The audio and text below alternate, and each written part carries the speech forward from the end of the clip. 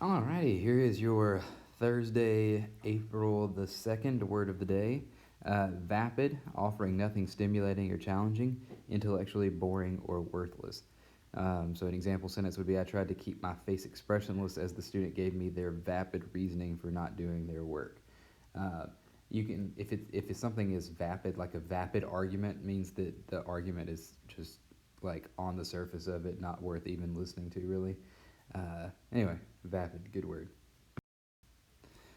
Science fact of the day: helium and sulfur hexafluoride. So basically, a little background here. Everybody knows helium makes your voice sound higher pitched, but let's talk about why real quick. So basically, your vocal cords create vibrations. So when I'm speaking right now, I'm speaking through air, and the vocal cords are creating vibrations that create the wavelength of the sound.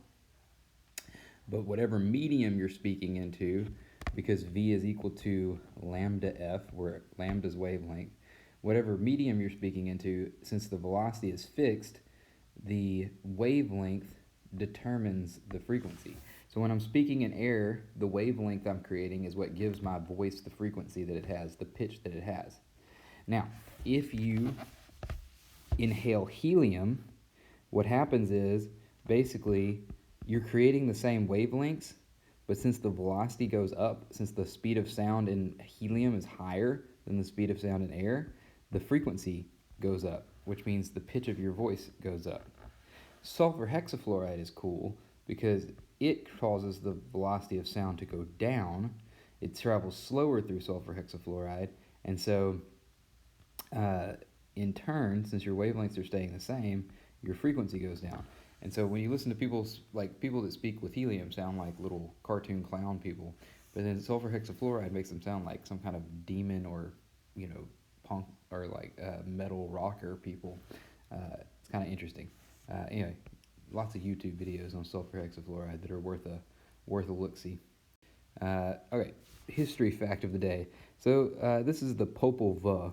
This is the Mayan creation myth, and it is wild. It's worth going through a little Wikipedia read on it. But basically, it amounts to the fact that there are two twins.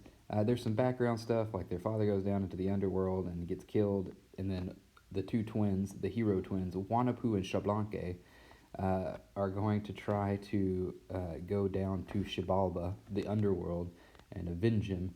And basically, what ends up happening is there's lots of stuff that happens, but one of the things that happens, like one of the key things that happens, is that Wanapu and Shablanke end up playing a game of ball, like that hip ball stuff that you see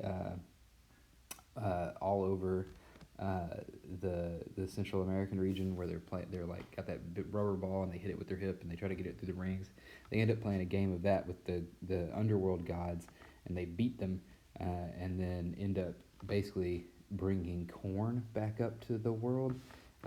Yeah. Anyway, it's an interesting thing to look at. I would highly recommend it as a creation myth. It's fairly interesting. And then finally, the book of the day, Babylon's Ark by Lawrence Anthony. Lawrence Anthony owns a ranch down in South Africa, or I guess it's like a safari. He owns one of those big reserves, and during the 2003 Iraq invasion, he went to the Iraqi zoo, the Baghdad Zoo, to try to save it. And the Babylon's Ark is the story of them trying to save the zoo, and it's full of all these like wonderful stories about how, like, one of my favorites is the zoo needed a generator, so he put out word to the military that they needed a generator, and the military said, "Ah, we can't do that. We can't give you a generator."